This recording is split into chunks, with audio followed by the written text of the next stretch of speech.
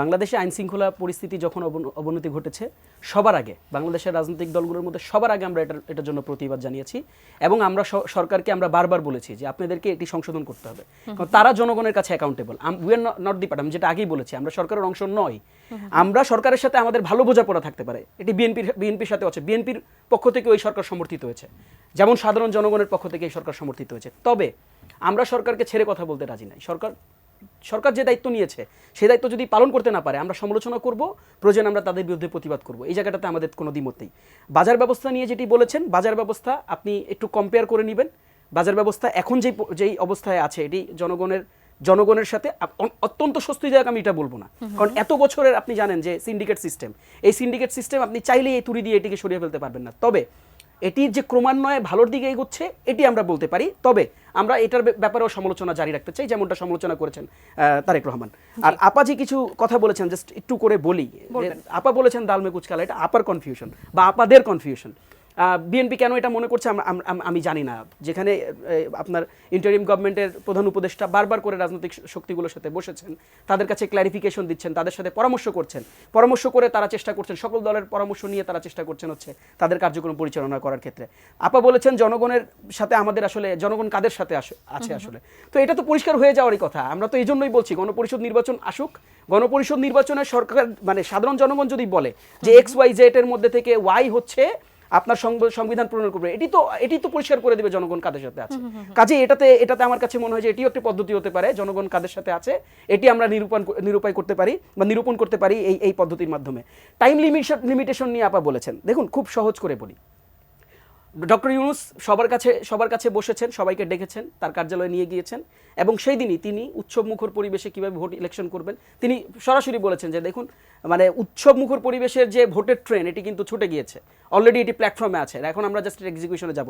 আপনি নির্বাচন কমিশনের দিকে তাকান, ভোটার হালনাগাদ হচ্ছে, তাদের যতগুলো রুটিন ওয়ার্ক আছে সবগুলো কিন্তু চলমান পদ্ধতিতে আছে, কাজে কোনো কিছু থেমে নেই। এবং আমরা ফিল করছি যে ডক্টর ইউনূস যেভাবে করে এন্ড অফ দিস ইয়ারে ইলেকশনের কথা বলেছেন, অথবা তিনি বলেছেন যদি আরেকটু সংস্কারের প্রয়োজন হয় তাহলে সেটা হতে নেক্সট ইয়ারের রাজনৈতিক দলগুলো যদি চায়। কাজে এখানে সময় নিয়েও কিন্তু কোনো কনফিউশন নেই। কমিশনের কথা আপা বলেছেন যে কমিশন প্রস্তাবনা হচ্ছে, কমিশন তো নিজেরা প্রস্তাবনা দিচ্ছে না। কমিশন যেটি করেছে, কমিশন সকল রাজনৈতিক দলের কাছে প্রস্তাবনা চেয়েছে, সেই প্রস্তাবনাগুলোকে একত্রিত করে তাদের কিছু নিজস্ব মতামত ওখানে একসাথে অ্যাকোমোডেট করে তারপর সেটি সরকারের কাছে পৌঁছে দিয়েছে। এবং এটি তো আসলে সমসাপেক্ষ বিষয়।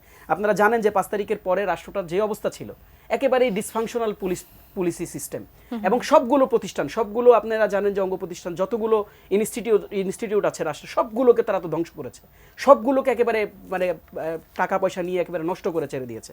কাজে এই সরকার, আমি জানি না যে এই সরকার হয়তো সাধারণ মানুষের অনেক বেশি শুভকামনা দোয়া থাকার ফলে বোধহয় এখন পর্যন্ত ফাংশন করছে, না হলে ব্রেকফাস্ট, টিফিন কিংবা স্ন্যাক টাইমে মজাদার আয়োজন মানে অল টাইম ব্রেড। এরকম একটা রাষ্ট্র টেক ওভার করার পর, সেই রাষ্ট্র যেখানে দুর্ভিক্ষ হওয়ার কথা বাংলাদেশে, সেখানে এখন পর্যন্ত আমাদের রাষ্ট্র, আমরা কিছুদিন দেখলাম যে ইনফ্লেশন কমবে খুব দ্রুততম সময়ের মধ্যে। তো এইরকম তো পজিটিভ নিউজ আমরা দেখছি যে সকল ব্যাংক যেখানে বিলীন হয়ে যাওয়ার কথা, সেখানে ব্যাংকগুলোকে আমরা আবার রিটার্ন করার চেষ্টা করেছি, সরকার চেষ্টার ফলে সেটা সফল হয়েছে। কাজেই আমাদেরকে একটু মনে হচ্ছে কোথাও যেন মনে হচ্ছে একটু ধৈর্য ধরতে হবে। যে প্রশ্নটি উনি করেছেন যে তত্ত্বাবধায়ক সরকার নাকি ইন্টারিম গভর্নমেন্ট বা অন্তর্বর্তীকালীন সরকার, দেখুন এই দুটো সরকারের মধ্যে বেসিক পার্থক্যটা কোথায়? তত্ত্বাবধায়ক সরকারের অনলি ডিউটি, একমাত্র কাজ হচ্ছে ইলেকশন দেওয়া, তাদের টাইম বাধা 3 মাস।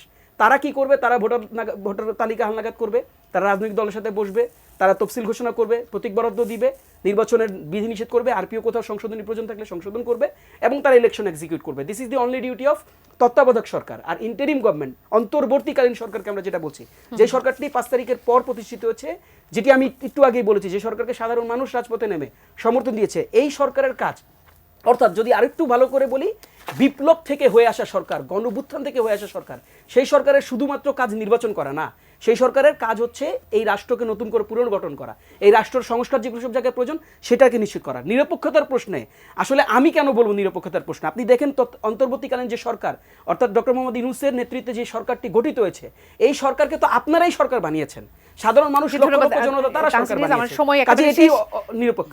একই বিষয়ে যদি পাপিয়া আপনার কাছে জানতে চাই, দর্শকের যে প্রশ্নটি ছিল। হ্যাঁ, দর্শক আসলে যে কথাটা বলেছে নির্বাচন হবে কি হবে না, এইটার পরিবর্তে এইটা কেন সক্ষমতা আছে কিনা, এগুলো আমি দর্শকের ভিতরেও প্রশ্ন দেখেছে ডাল মে কুচ কালা হয় কিনা।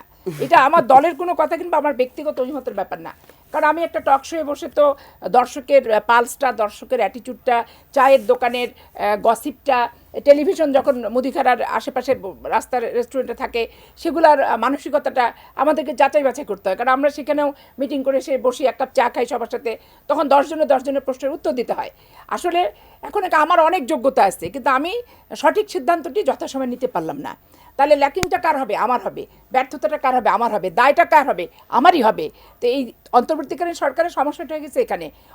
সফলতা আছে অনেক, সে দ্রব্যমূল্যের কথা বললো, লেবুর দাম হিসাব করতে হবে, তেল তো আমি 7 দিন আগে যে দেখি তেল বাজারে নেই, দোকানদার বলছে এখনো আসেনি, গাড়ি আসলে ম্যাডাম লেবুর দাম নিয়ে রিমোট ছিল, কিন্তু এটা পরবর্তীতে সোয়াবিন ফাঁস তেল হয়েছে। দিব, তারপরে বেগুন। আচ্ছা, এখন করছে কারা? সিন্ডিকেট। জি, জি। তাহলে এই সরকারের প্রথম উচিত কি ছিল? সিন্ডিকেট কারা? আপনি 1 মিনিট সময় পাবেন। সিন্ডিকেট আলাদের ভাঙতে হতো, তো সেইখানে যায়নি, দুর্নীতি দুদককে শক্তিশালী করতে হতো। আজকে সালাম গ্রুপের কি হচ্ছে? সালমান এফ রহমানের কি হচ্ছে? আজকে কার কি হচ্ছে? এবার 72,000 কোটি টাকা প্রতি বছরে যে বিদেশে পাচার হয়েছে এই 15টা বছর, তো সেগুলোর কোনো তদন্ত হচ্ছে নাকি? 1/11 যেভাবে দুদক কাজ করছে, কি দুদক যে আতঙ্ক ছড়াইছে, সরকার যেভাবে আতঙ্ক ছড়াইছে তৎকালীন সময়ে, এখন তো কিচ্ছু হচ্ছে না। আওয়ামী লীগাররা বহাল তবিয়তে আছে। আর সরকারের সক্ষমতা সত্যিকার অর্থে আমি বলি 50 বছরের সক্ষমতা হবে না। না হওয়ার প্রথম কারণ আমি বলি নিরপেক্ষ নির্বাচনের, যে আজকে আওয়ামী লীগের প্রথম থেকে শেষ পর্যন্ত প্রশাসনে তাদেরই লোক বসা। আজকে বাংলাদেশের হাজার হাজার কোটি টাকা একটা তৃণমূলের সমর্থকের আওয়ামী লীগের কাছে পর্যন্ত আছে। তারা দেশের ভিতরে যে ইনসিডেন্ট, তার পার্শ্ববর্তী রাষ্ট্র ভারতের যে সমর্থন এবং যে বিশৃঙ্খলাগুলো তারা করছে, একেবারেই এই শেষ। সরকারকে আপা, অসংখ্য ধন্যবাদ যত আপনাকে। তাড়াতাড়ি সম্ভব সংস্কার করে 50 বছর অন্তত আধুনিক একটা বাংলাদেশ, পুরো বিতর্ক নির্বাচন নিয়ে যেতে না ওঠে, রাজনৈতিক দল নিয়ে না ওঠে, নমিনেশন নিয়ে না ওঠে, কোনো কিছু নিয়ে না ওঠে, এরকম একটা সবাইকে নিয়ে বসে যত অসংখ্য তাড়াতাড়ি ধন্যবাদ করতে আপা। পারবে তত আপনি আবার তাড়াতাড়ি ধন্যবাদ। মঙ্গল। তাহসিন, আপনাকে ধন্যবাদ।